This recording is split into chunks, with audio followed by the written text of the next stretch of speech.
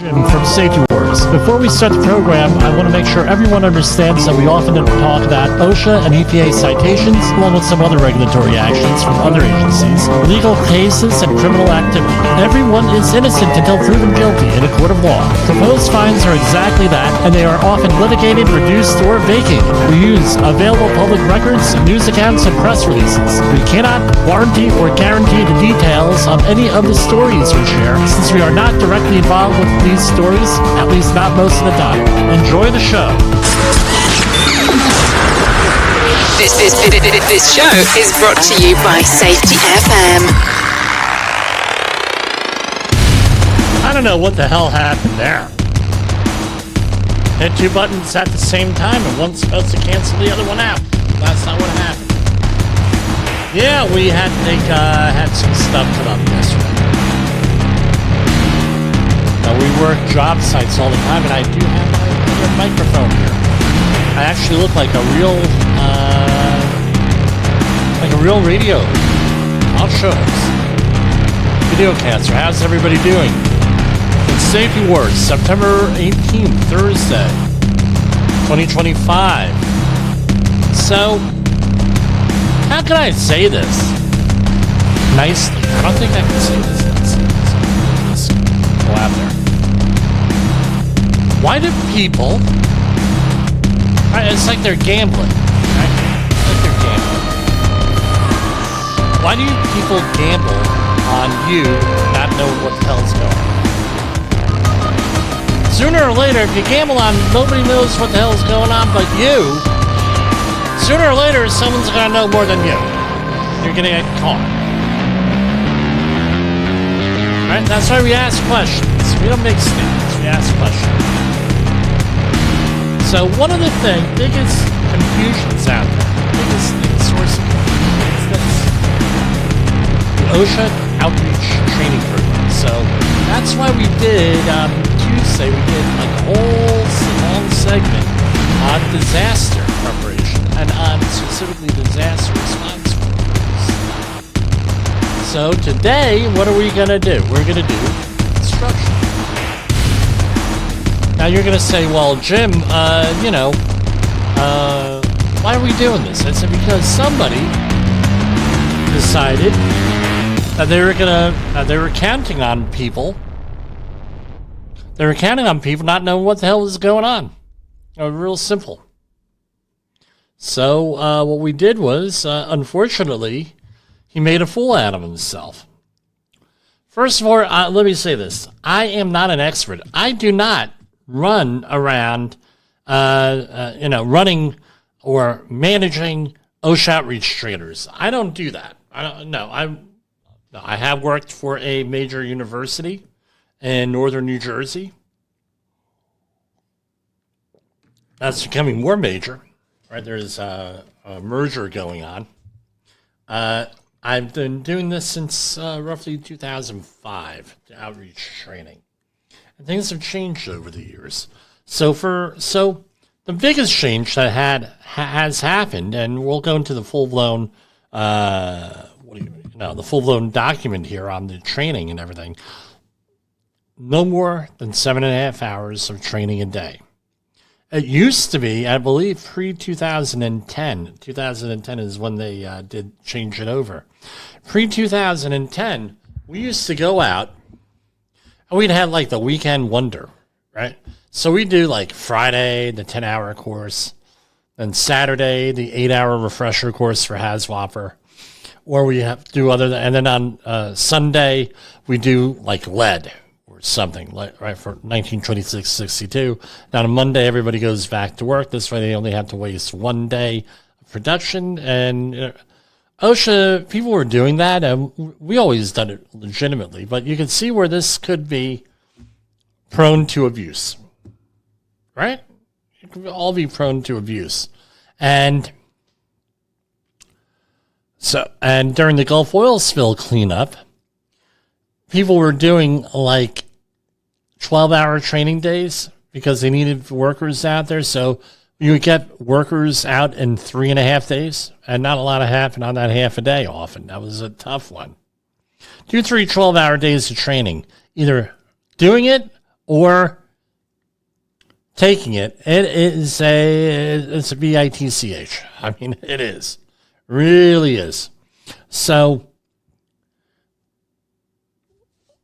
this is basically, no, there's a lot of confusion. They say, and this has also happened up with New York when they ran into all those problems with crane accidents. Well, they said, well, we're going to have the OSHA 40 we're going to require. Somebody came up with it. And I spoke to the author of all these programs. He's like, Jimmy, I could not talk these people out of this. They said, this is what the legislation is. We got to produce it. So this is what we did. And I said, okay, fair enough. And OSHA 40, well, first of all, they were HAZWOPER trained in all likelihood. And they said, well, OSHA 40-hour HAZWOPER. It's like, no. And then it all kind of incorporated in. So number one, you have different levels of training. So OSHA has something like 187 different training requirements, right? Probably should have pulled that up here, but you know, you get the idea. So there are certain training requirements that OSHA requires for a substance, for example, right? And you have to do an assessment of your workplace, like the IRS with tax returns. You have to do an assessment and then tell them, figure out what applies to you. Same thing with the IRS. You got to go out there and do your tax return and figure out how much you're paying for taxes, and then you find out, right, whether you're wrong or not. Same deal here. Where you have to do a hazard assessment, then you have to go and train your employees on the hazards that are in the workplace, and then develop plans and training and possibly physicals, medical monitoring, and everything else. And then you write a plan and you train your employees.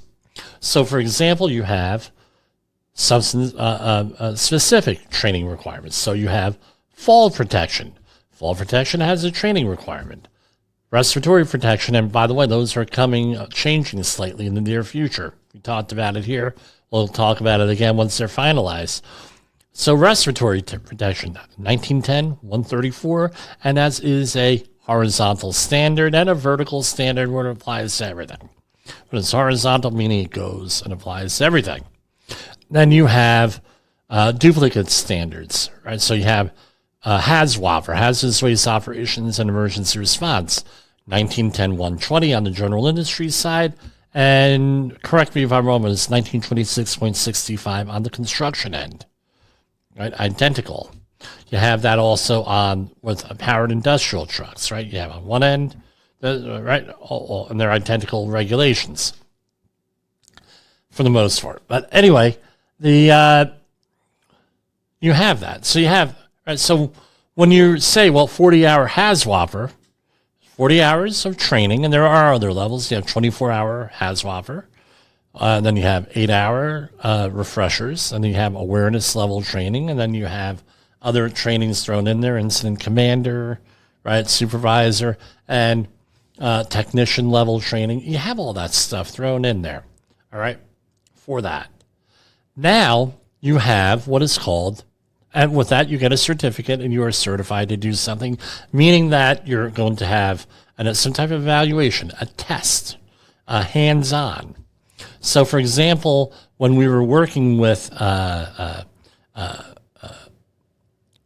on the Gulf oil spill, we had to have everything very tactile, hands-on, because a lot of the people there couldn't read or write well. They're still entitled to training. And we give them a written test, give them training to the level that they need to be trained on, and send them free to do the work, 40-hour HAZWOPER work. And this is where it gets into being a little bit complicated. That's where you have to go out and you have to figure out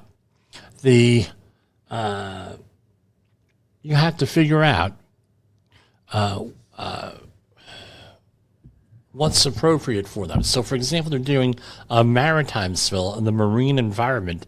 What kind of training do they need? They have to have training for the marine environment. I keep addressing this. I got to do something about this, put this on a tripod. So you have the,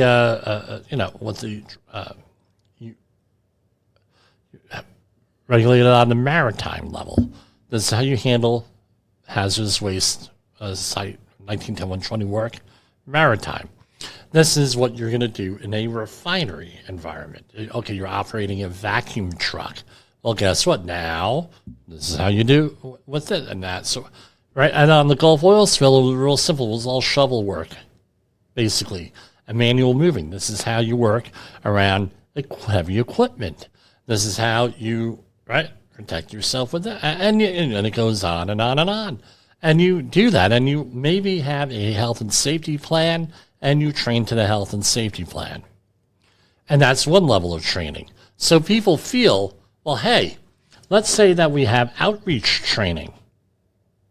What is outreach training? Outreach training is a program that OSHA has developed with 4 different areas, primarily, and there are others depending on your locale, but essentially it is general industry, that's 1910 work, construction, 1926 work, right? Maritime, which covers longshoring, marine terminals, and shipyard work. And then you have the other one, disaster response worker, which we covered on Monday. So we're going to cut to, and what's that? It's an awareness level training. Even if it's 30 hours, even if it's 15 hours, even if you're not certified to do anything. This is just awareness level training. And it's very comprehensive, and we're going to go with that. We're going to come right back to you in a minute. And here we go. Hold on.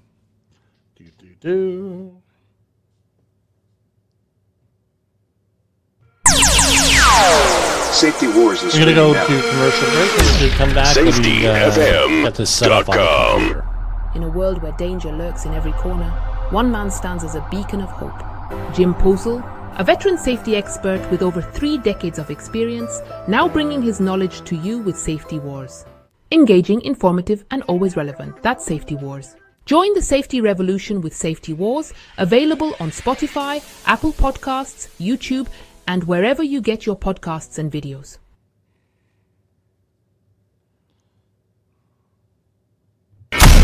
In the professional safety community, communication and planning are just a few keys to your program's success. The question many practitioners have is, where do I start? Dr. Jay Allen, the creator of the Safety FM platform and host of the Rated R Safety Show, has built a global foundation to help you along the way. Go to safetyfm.com and listen to some of the industry's best and most involved professionals, including Blaine Hoffman with the Safety Pro, Sam Goodman with the Hop Nerd, Sheldon Primus with the Safety Consultant, Jim Posel with Safety Wars, Emily Elrod with Unapologetically Bold, and many others. As individuals, we can do great things, but as a team, we become amazing. Dial into safetyfm.com today and surround yourself with a powerful force of knowledge and support.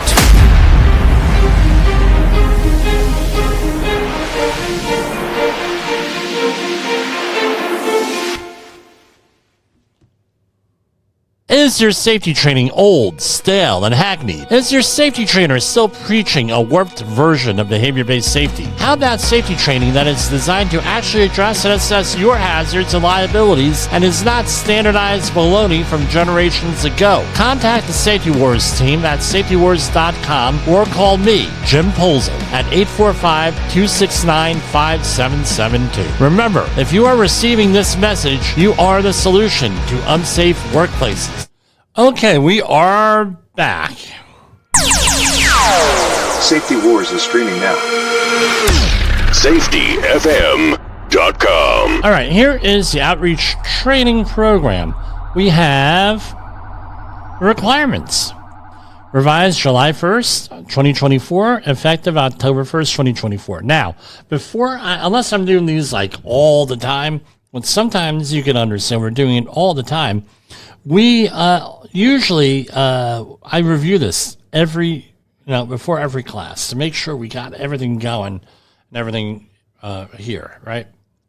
And I love this page. They say page intentionally left blank Yeah, but when they write on it, it's not blank anymore, is it? So we're going to move on down. Record of changes, right? And they give you all from the previous edition, which is fine, right? Trainer requirements. Requirements for trainers authorized through Occupational Safety and Health Administration Outreach Training Program are contained in the following documents. A, OSHA Outreach Training Program requirements, right? This document covers requirements for all OSHA authorized outreach trainers, OSHA Outreach Training Program industry procedures, and the OSHA Outreach Training Program investigation and review procedures. These procedures are used by OSHA to investigate complaints or allegations of failure to comply. All right, OSHA Outreach Training Overview. The purpose of the OSHA Outreach Training is to teach workers about their rights, employer responsibilities, and how to file a complaint, as well as how to recognize, abate, and prevent job-related hazards. OSHA authorizes safety and health professionals who complete an OSHA Outreach Training Program trainer course to conduct occupational safety and health classes for workers. OSHA has promoted workplace safety and health by authorizing trainers since 1971. OSHA Outreach Training Program is voluntary, right? Let's zoom in on that, right? Is voluntary. Let's highlight that. Some states and local jurisdictions have enacted legislation mandating OSHA Outreach Training Program training, and some employers and unions require workers to have this training to work on job sites or to fulfill their own safety training goals. However, the federal government does not mandate, probably should, OSHA's training-related requirements. And it goes on there, right? OSHA Authorized Trainer, Outreach Trainer designation. 2, become an outreach trainer, and an individual must meet the program requirements, prerequisite requirements, and complete the applicable industry trainer course through an authorizing training organization. See the specific industry program for the procedures going on and on and on. Update, right? So now we have the update. The update is required periodically, but basically every 4 years. It can be less than 4 years. However, if it's more than 4 years, you have to take everything all over again, right? And you have trainer exemption, trainer update exemptions for overseas military service, course offerings, right? Outreach trainer and trainer update courses are offered through OSHA Training Institute education centers, and they have a link for that. OSHA Outreach Training Program contacts. You have the ATO, that's the Authorizing Training Organization. Right now, I am authorized by 3 different ones because demand really was not in the Northeast for stuff. So, for example, I am authorized by Rutgers, by University of California, San Diego, and by TEACS, Texas A&M. The ATO is the trainer's primary point of contact. Trainers may be affiliated with only one ATO per industry, right? So I have 4 things, so I'm got 3 different ATOs I work out of. So trainers must submit OTPR. What is an OTPR? It is a training report, basically, with that you have to, right? Outreach Training Program report.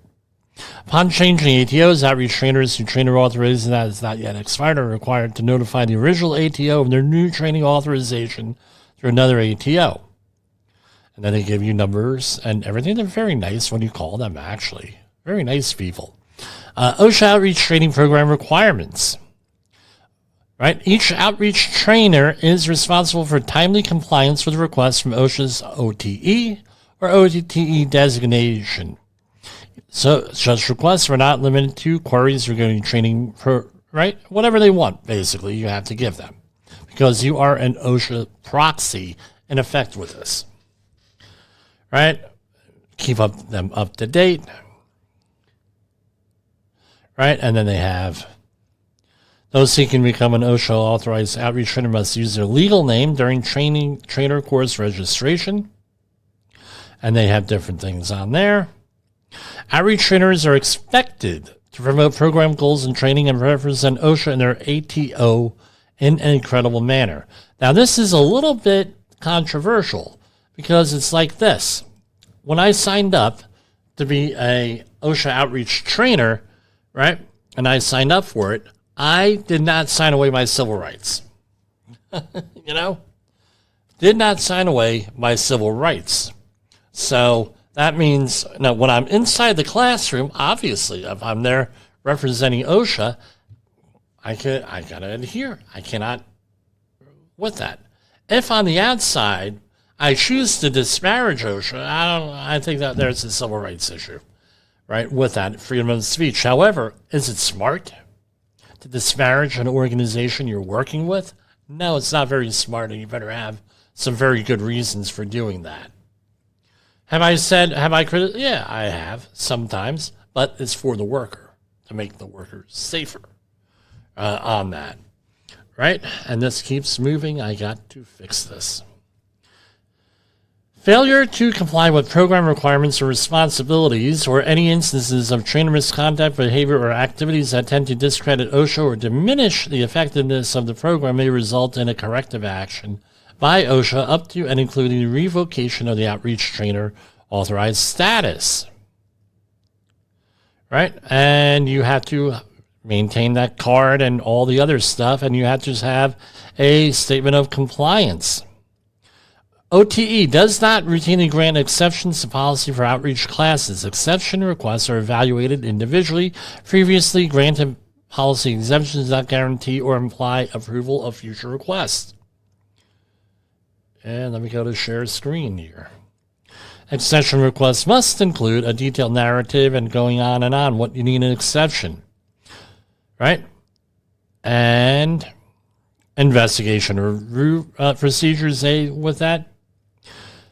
Outreach trainers must always conduct themselves professionally during training, at meal or other break periods, and financial dealings with their students or customers, and during interactions with ATO staff, instructors, and other program stakeholders. Examples of unprofessional behavior, right? Serving or allowing alcohol to be served at, during, or in conjunction with training activities. That's a number one. That's number one. Why? Because there was a issue in New York that was in the Daily News. Safety for Sale was the headline, where somebody had a class going on, and in the upstairs there was a banquet hall. They had the class going on, and the downstairs there was a bar, and they got through the intro to OSHA in the first 45 minutes, signed everybody up, got all that stuff taken care of, administrative. Everybody allegedly went down to the bar and never came back. And one of those people was a reporter, right? Suggesting how to circumvent OSHA regulations. Well, suggesting is no, but telling them how to do it is, no, I'm only joking, right? Don't tell them how to circumvent OSHA regulations. That's an ethical issue. Making discriminatory or defamatory remarks towards or regarding OSHA, an ATO, or any individual or group of individuals. This includes email, print media, social media, and websites. So there was a company in New Jersey that was going on that had like the Ghostbusters type of thing logo on, except it had OSHA in the middle, right? You can't do that. That's wrong, right? Telling jokes that can be reasonably considered offensive, insulting, humiliating, or demeaning. Improper class setting. This includes conducting training at a place not conducive to learning. For example, providing training in bars, they can mention that again, locations with outside distractions, or in-person training at private residences. Why is that? Private residence, let's say they show up to audit the class. All right, now you got into an issue here. A felony conviction. Outreach trainers convicted of a felony may be subject to corrective action, including suspension or revocation. Prior felony conviction does not automatically preclude a prospective trainer from attending a trainer course or seeking authorized trainer status. It's more or less like a case-by-case basis, right? And failure to handle the payment and refund of course tuition and fees in a professional manner. Double scheduling. So, outreach trainers may not schedule multiple classes projected to occur on the same date or time. Right? A course, right? Here are definitions here. Well, what a course is, what a class is, what a student is. Attendance. To receive a student course completion card, the student must attend the entire class and complete all class requirements, including all requisite topics and the minimum number of contact hours. Student contact hours. Student contact hours refer to the time spent covering course content. Hold on 1 second. I have to pause this.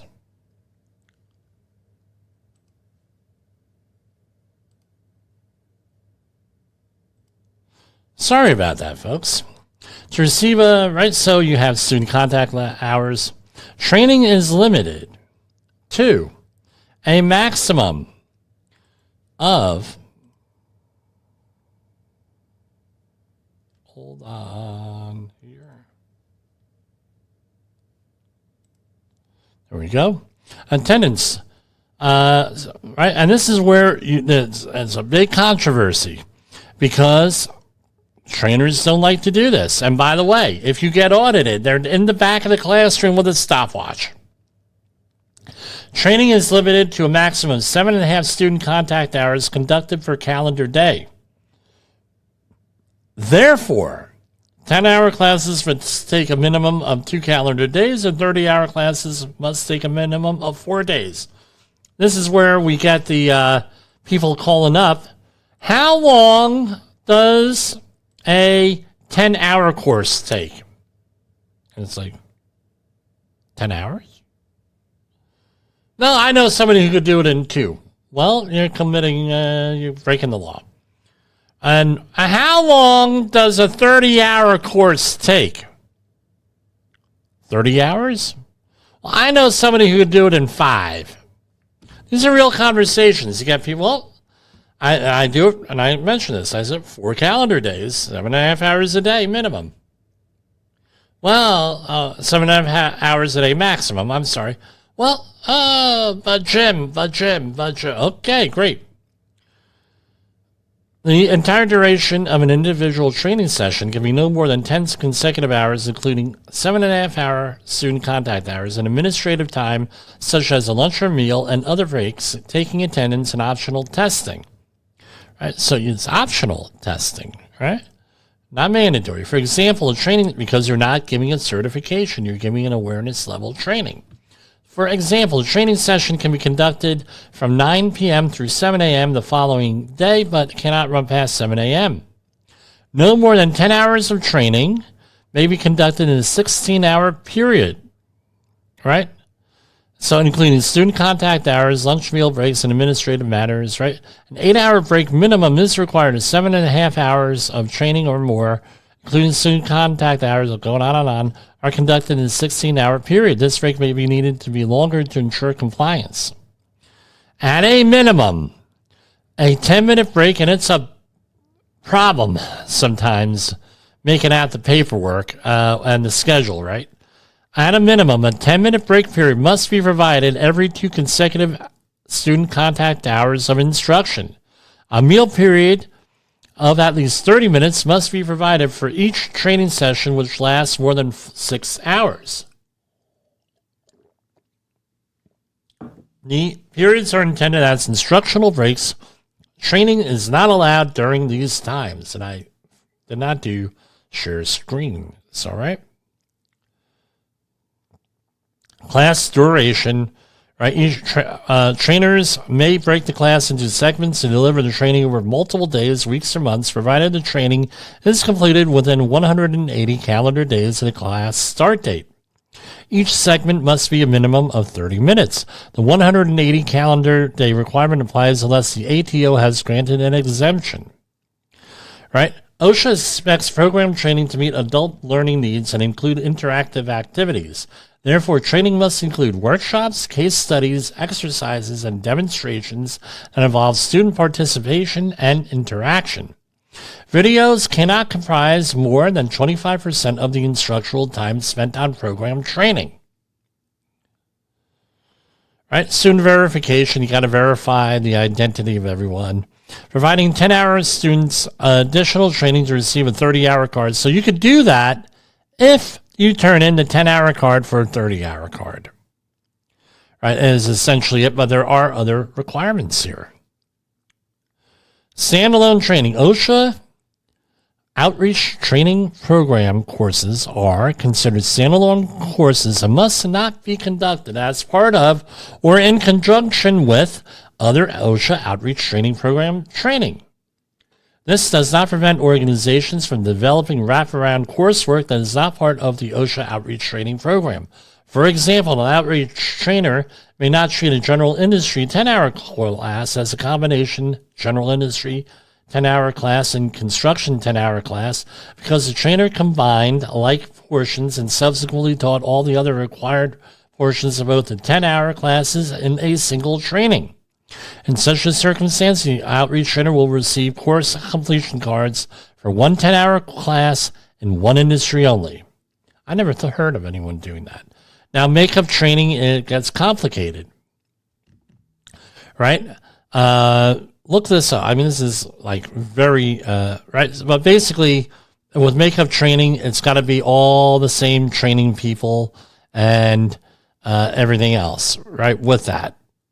And it's got to be very well documented.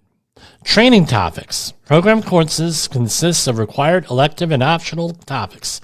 These topics are outlined in specific procedures. And we're going to go into those. We don't need to do that. And that's basically it with that.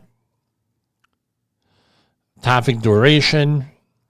Outreach trainers may not spend more than 4 hours on any single topic unless permitted in the specific industry procedures and geographic locations.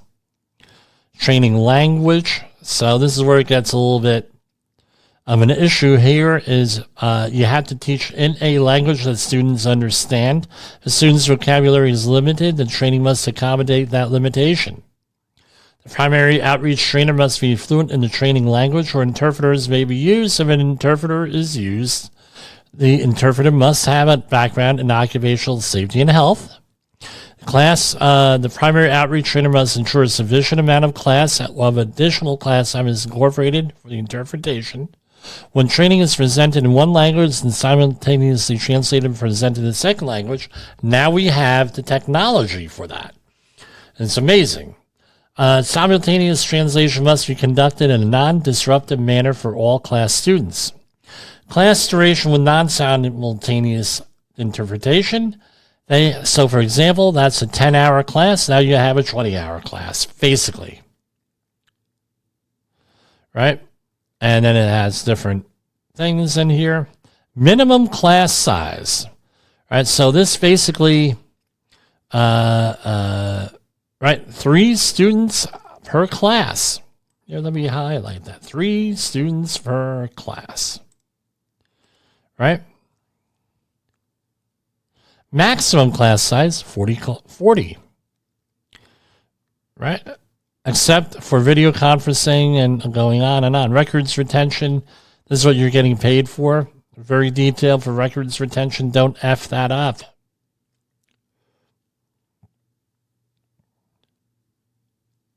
All right, so we're not an ATO here. However, we read these things all the time.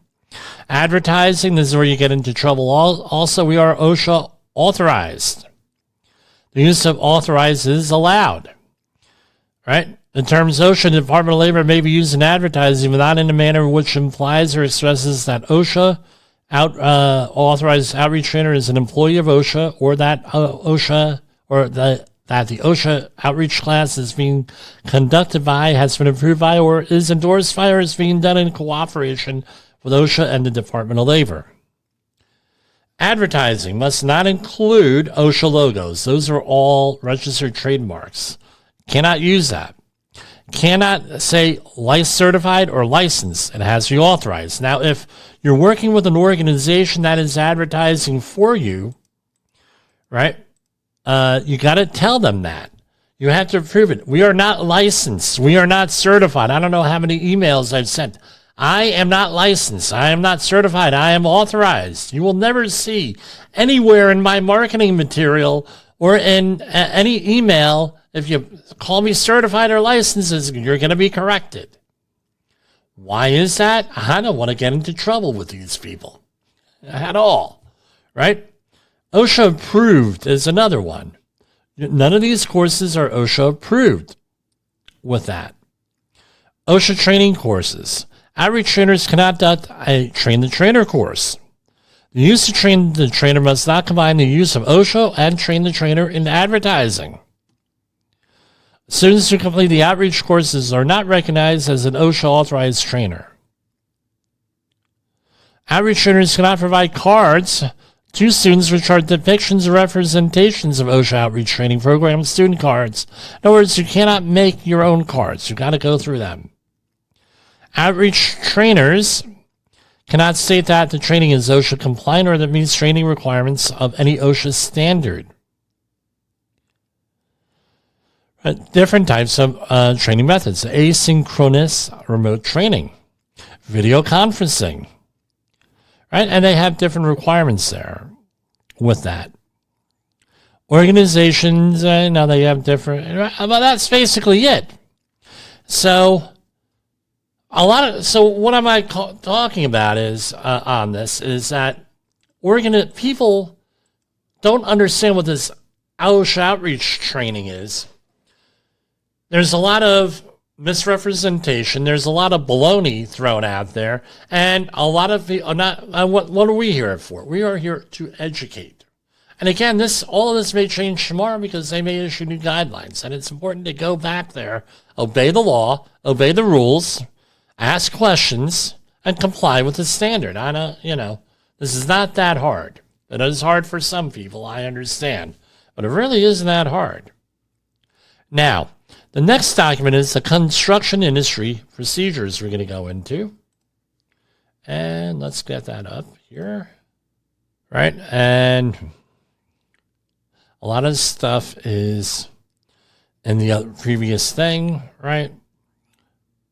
So what are the requirements? To become an authorized outreach trainer for the construction industry, an individual must have at least 5 years of construction safety experience, a bachelor's degree or higher in occupational safety and health or industrial hygiene from an accredited college or university, a certified safety professional or certified industrial hygienist designation may be substituted for a total of 2 years' experience. We were talking about this yesterday. How many credentialed people don't know what they're doing on specific things? One of the conversations we had with a colleague. So you have to go through the whole thing, and basically you have to do a construction standards class here and go through there. So designated training topics. This is where we get into problems with this. And by the way, now that you are going to have a little bit more knowledge, you go and you look this stuff up a little bit more. What have I said when during accident investigations? Right? You did your training for this. You did an awareness level training, and you had these topics that are mandatory, and there's a problem. Why is there a problem? Has your supervisor gone through this training? That's often what the problem is. The supervisors don't know. The owners don't know. The bidders and procurement people haven't gone through this stuff. So they make decisions as if they didn't go through anything because they didn't go through anything. But this is where you, as a worker, has got to go and assert your rights here. Right? Training should emphasize hazard identification, avoidance, control, and prevention, not OSHA standards. So if you go up there and they're reading the standards, guess what? Not allowed to do that. Learning objectives and training materials for some of these topics are provided in all trainer classes, blah, blah, blah, blah, blah. Instructional time must be a minimum of 10 hours. The minimum topic requirements are as follows. 1. Introduction for OSHA. OSHA has required training content, right? And includes general duty clause, OSHA top 10 lists, which we released the reel today, and a lot of stuff. Covers workers' rights, employer responsibilities, and how to file a complaint. Now, this is often what a lot of trainers do this last, right, on this. Right, because a lot of employers don't like this training because of this, Intro to OSHA. It also provides tables of a weekly fatality catastrophe report, safety data sheets, and the OSHA log of work-related illnesses and injuries, OSHA 300 log.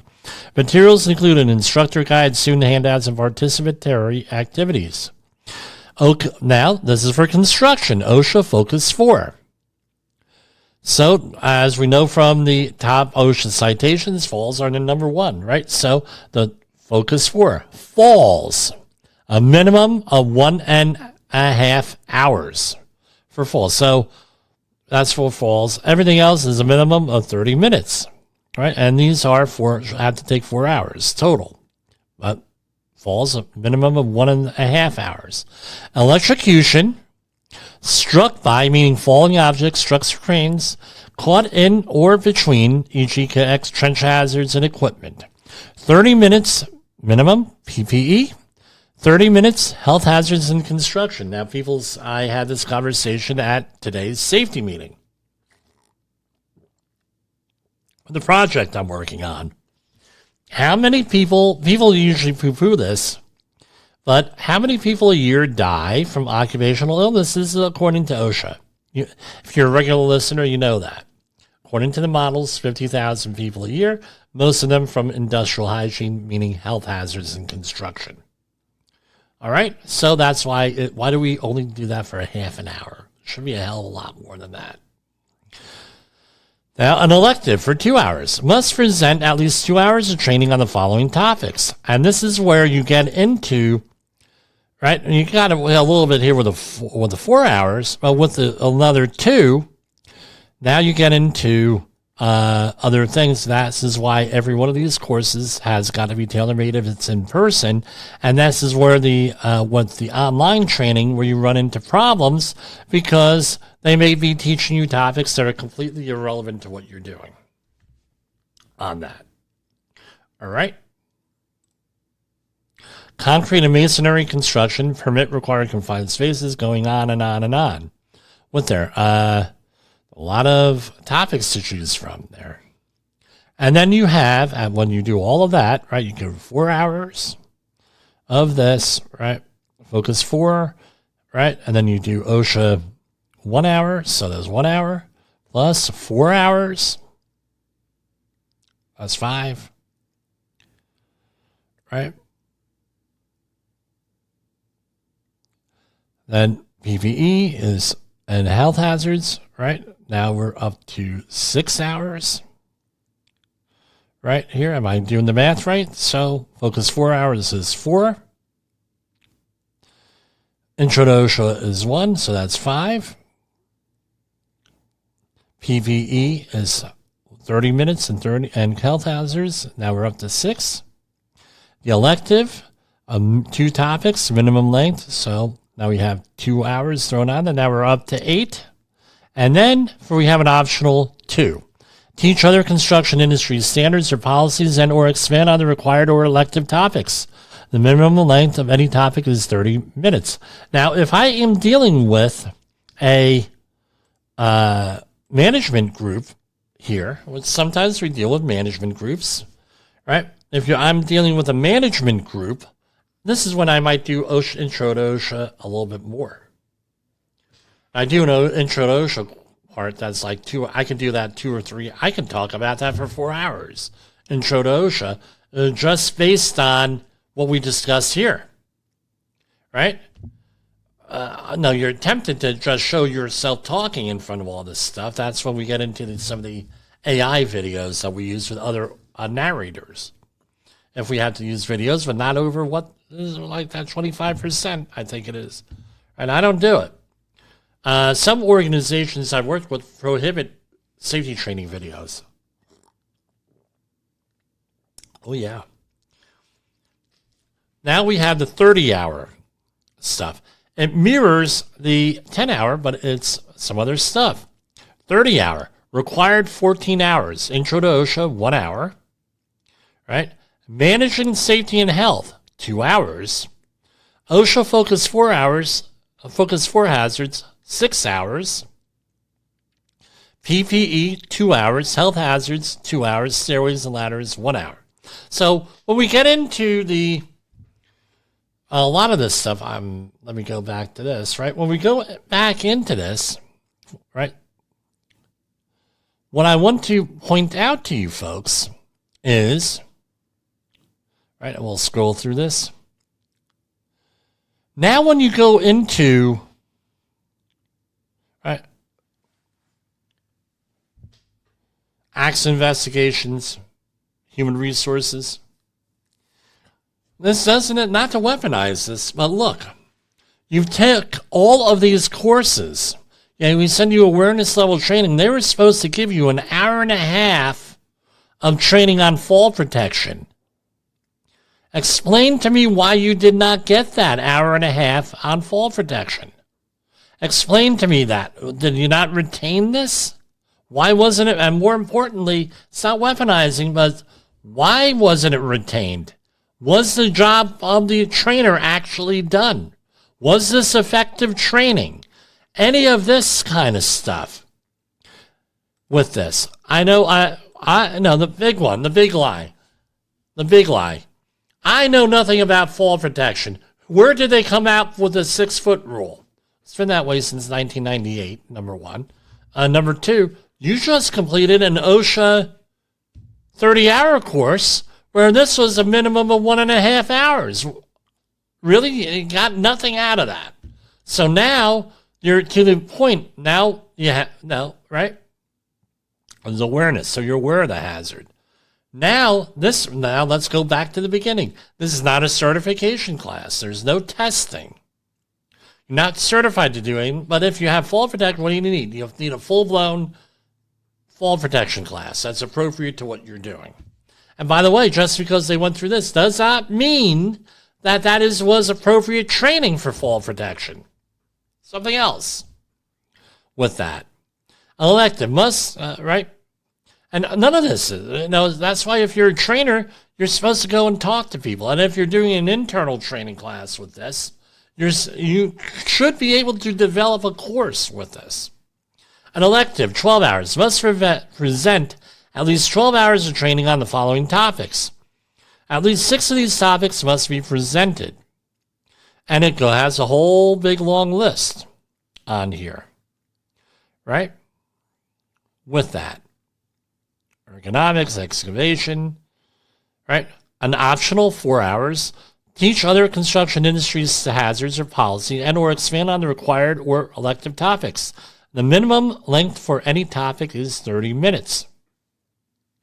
Ineligible training topics.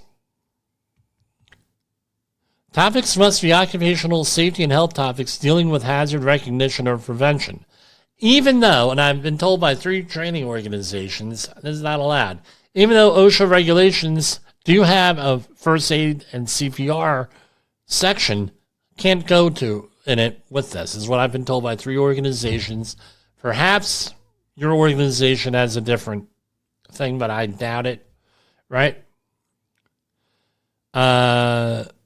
Training conducted to comply with OSHA standards cannot be counted toward OSHA outreach training program requirements. So if you went through a 3-day OSHA, it used to be 2264 confined space entry, that you can't count that towards this. And there has to be reports. So how's that sound, everybody? Right? Now you should have a better handle on this and maybe not be lied to as much. This is an example of the form, and now we do it online. Sometimes they require it paper, depending on your situation. And then you have to be able to make this out. And by the way, all of this has to be done ahead of time. And you have to have topics, right? Training handouts and things of that nature. At least, I'm told at least 1 page per topic. What I've been doing is, you can buy, there are people who manufacture and sell outreach training books and training materials. Sometimes people use that. Now, figure it out, however you want to do. So,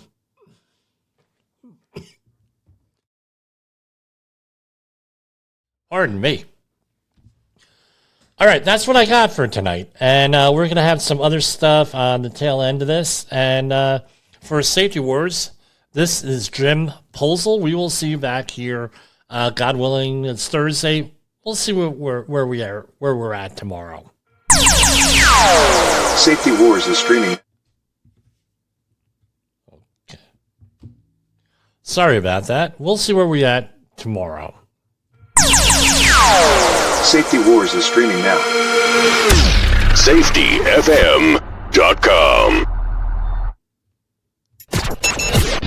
The views and opinions expressed on this podcast are those of the host and its guest and do not necessarily reflect the official policy or position of the company. Examples of analysis discussed within this podcast are only examples. They should not be utilized in the real world as the only solution available, as they are based only on very limited and dated open source information. Assumptions made within this analysis are not reflective of the position of the company.